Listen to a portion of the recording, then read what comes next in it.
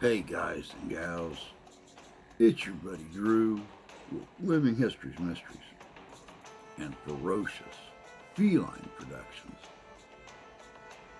Thank you for once again joining us for another video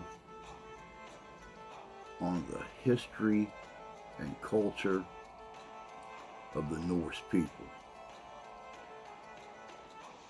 No delve into that culture would be complete if we didn't take a look at some of the sagas of the Norse people.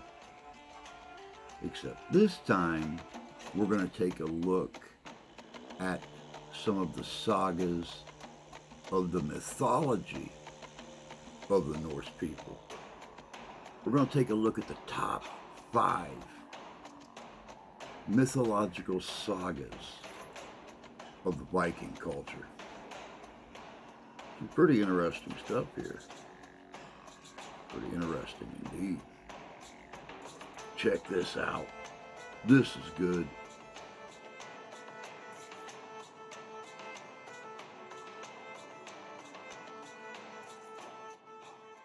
From the birth of the eight-legged steed Sleipnir to the end of the world itself, our countdown chronicles the tales that have echoed through the ages, captivating the minds of historians, scholars, and storytellers alike.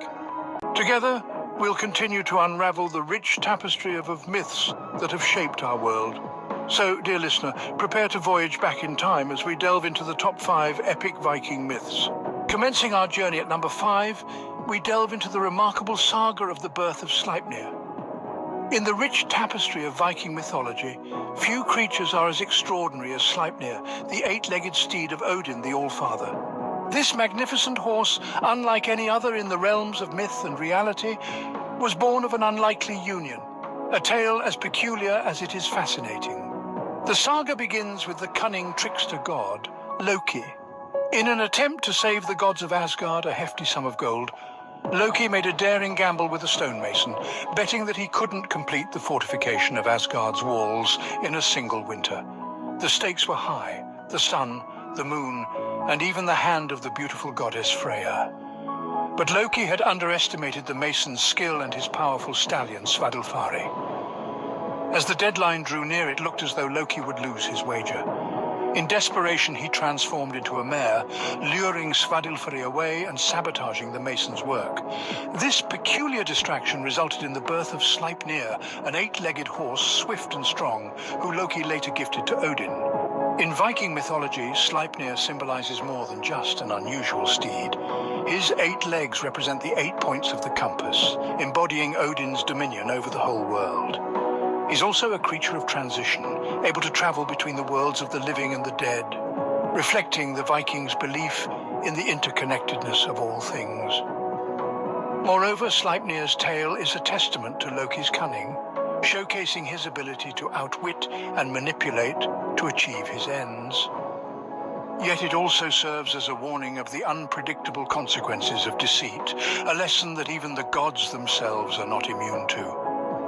A tale as strange as it is captivating, the birth of Sleipnir sets the tone for the mystical world of Viking myths. At number 4, we encounter the chilling saga of the binding of Fenrir. Our story begins with a prophecy. The monstrous wolf, Fenrir, born of the trickster god Loki and the giantess Angerboda, was prophesied to bring about the downfall of the gods. This prophecy, as you can imagine, struck fear into the hearts of the gods of Asgard, who decided they must take action to prevent their predicted doom. The gods, filled with trepidation at the ever-growing wolf, decided to bind Fenrir using a series of increasingly strong fetters or chains. However, Fenrir was no ordinary wolf, and each time he broke free with an unnerving ease. The gods realized they needed a solution of a more cunning nature. Enter the dwarves, mastersmiths, and creators of magical objects. The gods commissioned from them a fetter named Gleipnir, crafted from 6 impossible things: the sound of a cat's footfall, the beard of a woman, the roots of a mountain, the sinews of a bear, the breath of a fish, and the spittle of a bird. The result was a ribbon, smooth and soft, yet impossibly strong. With Gleipnir in hand, the gods approached Fenrir, proposing a challenge of strength. Suspicious, Fenrir agreed, but only if one of them would place their hand in his jaws as a pledge of good faith. Brave Tyr, the god of war, volunteered, knowing the dire consequences. As the gods bound Fenrir with Gleipnir, the wolf strained against the fetter. But no matter how he struggled, he could not break free. Realizing he had been tricked, Fenrir bit off Tyr's hand, fulfilling part of the prophecy. A tale of prophecy and deceit? The binding of Fenrir reminds us of the lengths the gods would go to preserve their reign. Number 3 on our list brings a blend of humor and adventure in The Theft of Thor's Hammer.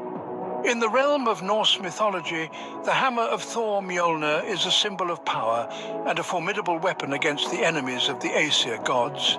Yet even the mighty Mjolnir isn't immune to the cunning of a certain giant. One morning, Thor awoke to find his precious hammer missing. All fingers pointed to the giants, known for their love of mischief and chaos. The prime suspect was Thrym, the king of the giants, a figure notorious for his trickery. Thrym, in a bid to marry the beautiful goddess Freyja, had indeed stolen Mjolnir and hidden it 8 miles under the earth. His ransom, Freyja's hand in marriage. But Freyja, being no one's pawn, flatly refused. A conundrum indeed. How to retrieve Thor's hammer without conceding to the giant's outrageous demand? The gods convened, and a plan was hatched. A plan that would require Thor to swallow his pride and step into a role so far removed from his warrior persona. With the help of Loki, the trickster god, Thor was dressed as Freyja, donning a bridal gown and veil in a bid to deceive Thrym and reclaim the stolen hammer. Thus, Thor, the thunder god, the mighty warrior, found himself playing bride to a giant. The ruse worked. Thrym, eager to marry Freyja, brought out Mjolnir to bless the union. The moment the hammer was in reach, Thor cast off his disguise, seized his weapon, and true to his nature, brought down a storm of thunder and lightning upon Thrym and his kin. A saga filled with wit and laughter, The Theft of Thor's Hammer shows us another side to our mighty Thor. The tale serves as a reminder that even the mightiest of warriors can resort to wit and cunning when brute force fails, and that a good laugh can be found even in the most dire of situations. Our countdown continues with the intoxicating tale of the mead of poetry at number 2. For those unfamiliar, the mead of poetry is no ordinary beverage. This divine brew, according to Viking mythology, was concocted from the blood of a wise man named Kvasir, who was cunningly murdered by 2 dwarfs. Kvasir's vast wisdom and knowledge were believed to be imbued into this mead, granting poetic prowess and scholarly insights to any who sipped it. But how did this mystical mead come to be? Well, after Kvasir's demise, the dwarfs mixed his blood with honey, creating an elixir of wisdom and creativity. But their secret didn't remain hidden for long. It caught the attention of a giant named Sutunga, who, in a fit of greed, seized the mead from the dwarfs and hid it away in the center of a mountain. Yet the mead of poetry was not destined to remain in the clutches of a giant. Enter Odin the All-Father, a god renowned for his cunning and thirst for knowledge. He embarked on a perilous mission to reclaim the mead. Through a series of deceptions and feats, Odin managed to reach the mead, and transforming into an eagle, he flew back to Asgard, the realm of the gods, with the precious mead in his possession. This tale isn't merely a story of an enchanted brew. Its significance lies in the underlying respect and reverence the Vikings held for the art of poetry and wisdom. The mead of poetry symbolized the power of creative expression and the quest for knowledge, traits that were highly esteemed in Viking culture. In essence, the mead of poetry was more than just a mythical drink. It was a symbol of the Vikings' love for storytelling, their quest for wisdom, and their deep appreciation for the power of words. And isn't that something we can all raise a glass to? A tale of wisdom and inspiration, the mead of poetry, embodies the Vikings' love for poetry and knowledge. Finally, at number 1, we arrive at the grandest of all Viking sagas, Ragnarok, the end of the world. In this tale of epic proportions, the gods themselves meet their doom. The treacherous Loki and his monstrous brood wage a cataclysmic battle against the Aesir, the pantheon of Norse deities. The mighty Thor, the wise Odin, and their allies face the grim prophecy with courage, knowing well the fatal outcome.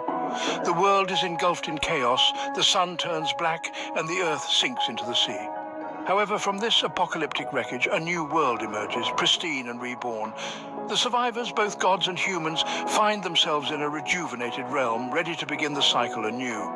A saga of destruction and rebirth, Ragnarok symbolizes the cyclical nature of time in Viking beliefs. Our journey through the world of Viking myths comes to an end, but the echoes of these tales continue to resonate. From the birth of Sleipnir, the eight-legged steed, to the binding of the mighty wolf Fenrir, we've traced the footprints of gods and beasts alike. We've uncovered the story of Thor's stolen hammer and reveled in the intoxicating tale of the mead of poetry. Finally, we stared into the abyss of Ragnarok, the end of the world.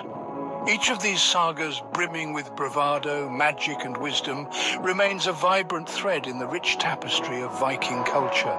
So, dear viewer, if you've enjoyed our exploration, do consider expressing your appreciation. A click on the like button, a subscription, and a tap on the bell icon will keep you abreast of our future journeys into the realm of the extraordinary.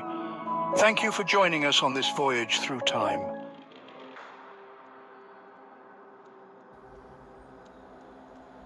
Welcome back. You know, it's like I was saying at the beginning, no delve in to the Norse Viking culture would be complete without looking at some of their sagas. And we're going to a little bit later in the month. But today I want to take a look at the top 5 most popular mythological sagas. The stealing of Thor's hammer. I was always taught that only the pure of heart could lift that hammer. According to their sagas, that's not true. What about Loki's involvement in so much? He was the god of mischief. But to actually plot against the gods, would this also not have affected him? Ragnarok, the wine of poetry. There's a lot to be said about these sagas and the lessons that they teach mortal men.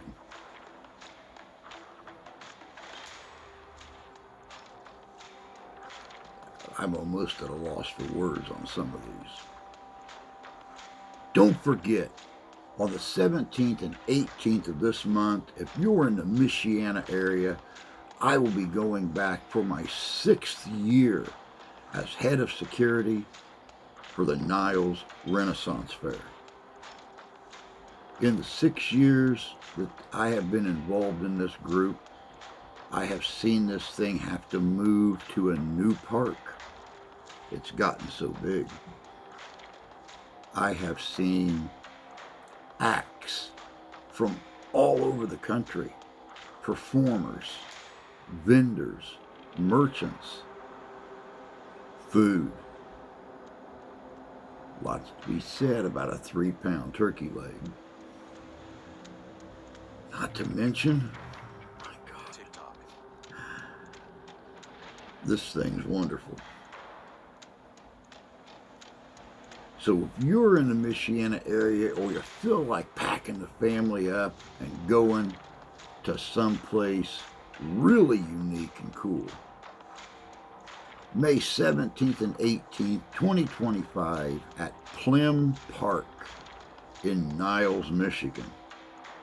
Niles Renaissance Fair.